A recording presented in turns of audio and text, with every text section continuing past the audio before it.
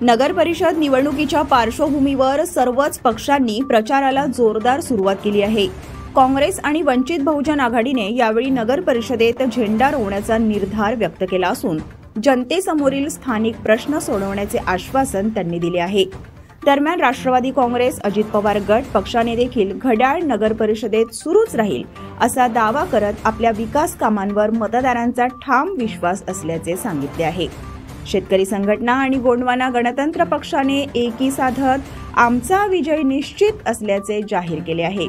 शेती, पाणी आणि आदिवासी हक्कांच्या मुद्द्यांवर त्यांनी जनतेत चांगली पकड असल्याचा विश्वास व्यक्त केला आहे।